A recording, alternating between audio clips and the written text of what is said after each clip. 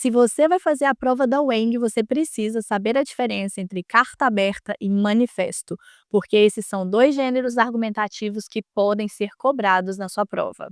Seja muito bem-vindo ao meu canal, eu sou a professora Giovana Berbert e eu vou explicar para você nesse vídeo hoje quais são as similaridades e as diferenças entre a carta aberta e o gênero manifesto.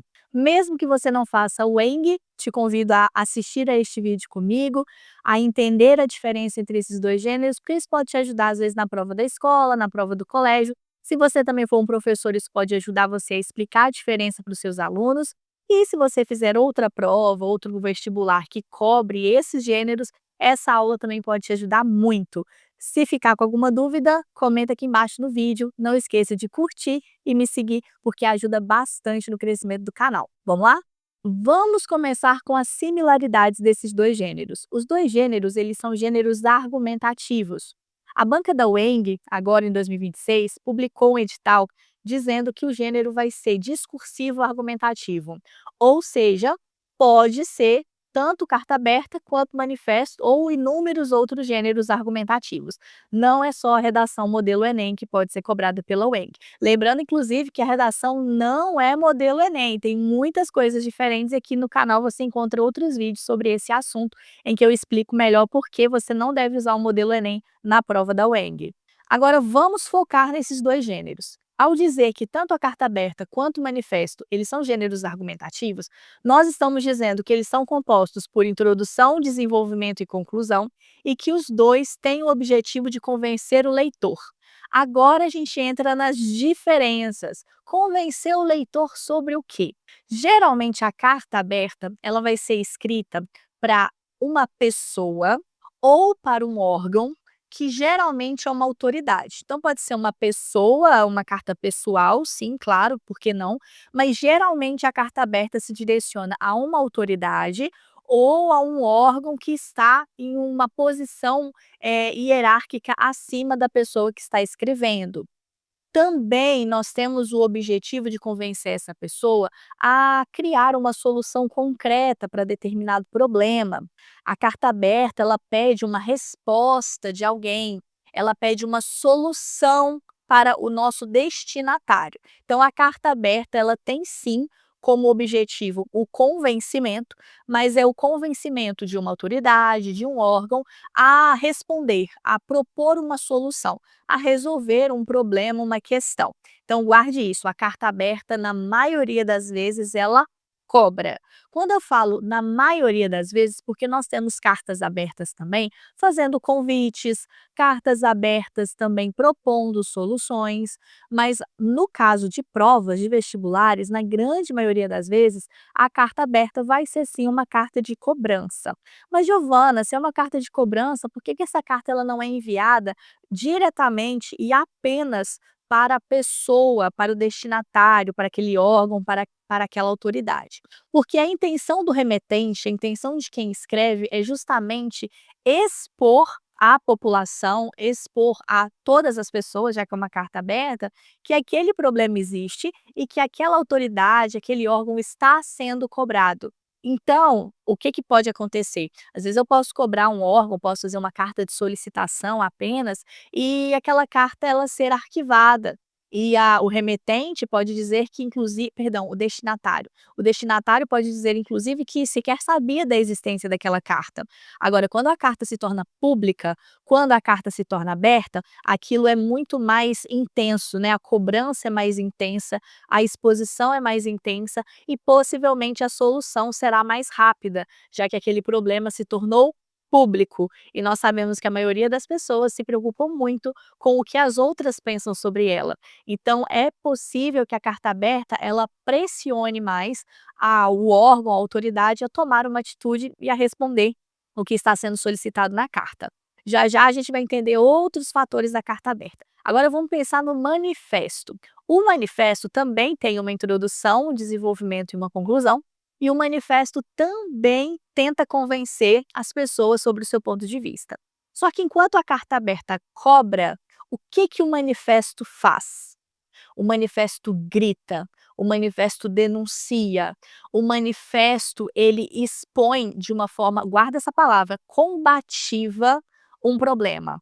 Geralmente o problema do manifesto também ele é social, atinge um grupo específico de pessoas, atinge um coletivo.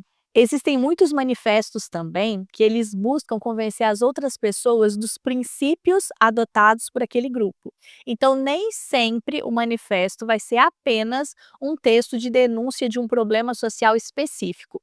Às vezes, o problema social vai sim ser apresentado naquele manifesto, só que o foco das pessoas que escrevem esse manifesto é fazer com que os leitores, e geralmente o manifesto ele é um texto coletivo, tanto de quem escreve quanto das pessoas que recebem, então vai ser um texto que foca em mostrar os princípios daquele grupo para resolver determinado problema, para combater determinado problema. Então veja, o manifesto ele funciona mais como um grito, como uma denúncia, mas também como um grito do que eu penso, um grito do que eu sinto, um grito daquilo que eu acredito. Agora guarde isso que eu falei para vocês, a linguagem do manifesto sempre é mais combativa. E aí a gente entra em alguns pontos interessantes aqui também de diferença. A carta aberta, ela vai tentar convencer o leitor, então dificilmente a carta aberta vai ter essa linguagem combativa. Ela vai convencer o leitor com argumentos, com legislações, com documentos, ela vai tentar convencer o leitor de uma forma mais racional e muitas vezes mais polida, mais formal. Já o manifesto, por ter esse viés mais combativo, ele quer denunciar, então ele quer expor o problema, ele quer gritar, ele quer, às vezes, meio que criar um vilão, ou seja, criar um inimigo. Então ali nós temos, por exemplo, o capitalismo como inimigo, nós temos a exploração como inimigo. Veja que a gente não está falando de criar uma pessoa como inimigo, mas pode ser um sistema como inimigo, pode ser uma crença, pode ser uma religião como inimigo, enfim, vai sempre depender de quem está escrevendo o manifesto. Mas o manifesto ele tem essa linguagem mais combativa, uma linguagem meio que bélica, própria da guerra, então o vocabulário vai combinar bastante com essa intenção. Outra diferença importante é que a carta aberta geralmente é escrita por uma pessoa. Veja, a carta aberta também pode ser escrita por um grupo, não tem problema algum, mas na maioria dos casos a carta aberta é escrita por uma pessoa, enquanto o manifesto ele é escrito por um coletivo.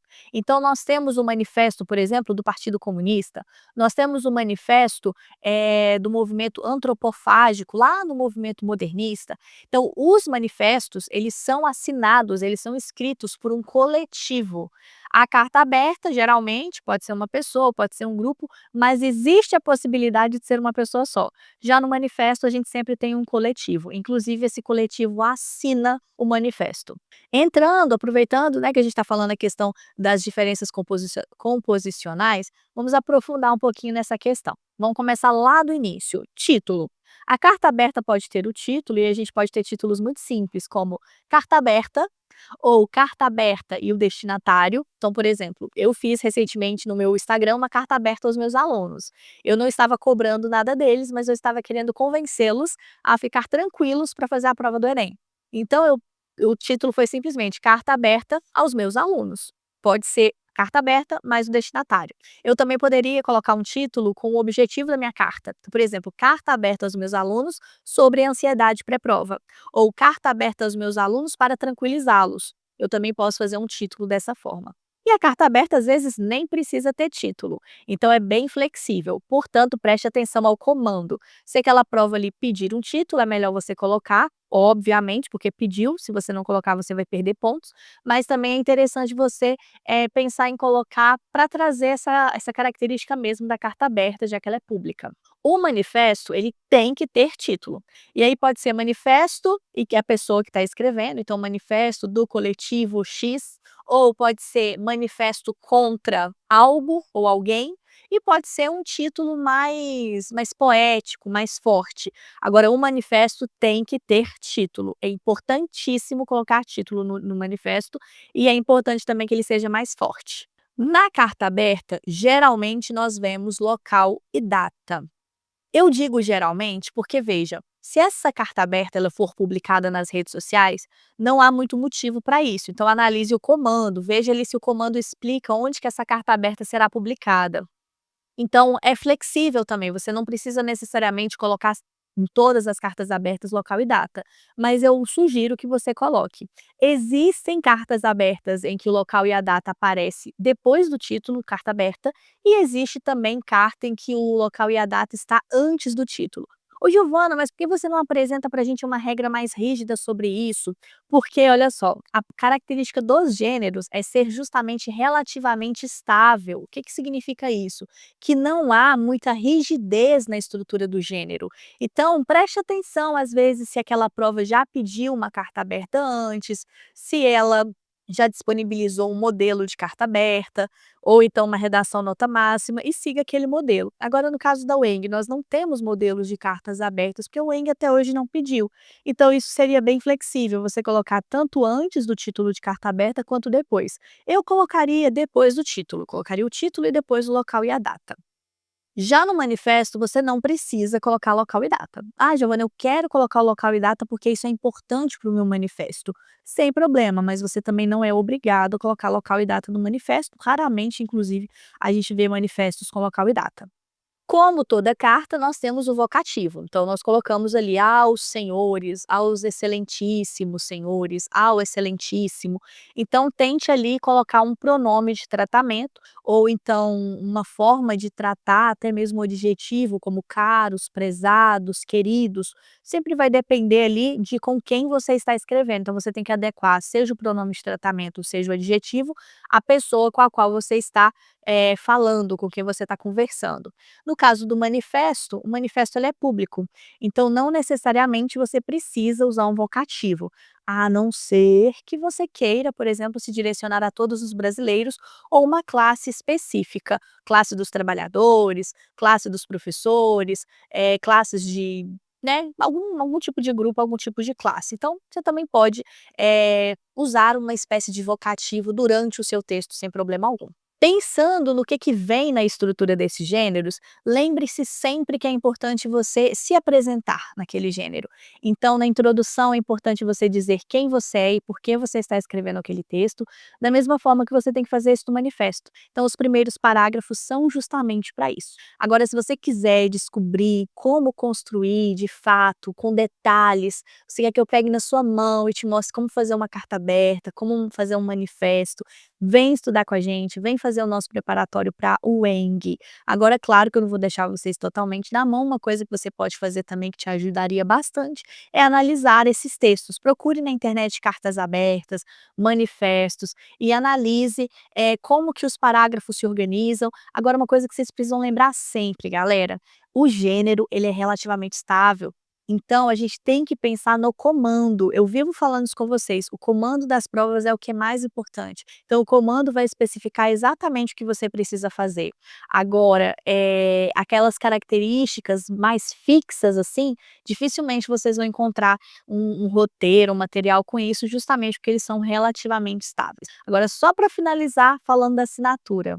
A carta aberta e o manifesto devem ser assinados. A diferença é que a carta aberta você vai se despedir, então você pode colocar respeitosamente, atenciosamente, grato pela atenção, e no manifesto você não precisa de ter essa despedida. Agora o manifesto sempre vai ser assinado por um coletivo. A carta aberta pode ser assinada tanto por um indivíduo quanto por um grupo. Agora você não pode se esquecer que nós nunca assinamos prova. Quando eu digo assinar prova, eu não estou falando de assinar naquele local que está lá, assinatura do participante. Eu estou falando que você não deve colocar o seu nome naquele espaço destinado à redação. Então, se o comando não especificar para você a forma de assinar, você vai inventar um pseudônimo que também não seja um nome, mas você vai tentar, por exemplo, colocar quem você é, um estudante preocupado, um professor engajado. Agora, nunca assine com o seu nome, ok? Ficou alguma dúvida? Comenta aqui embaixo que eu vou ter o prazer de te responder. Bons estudos e até a próxima!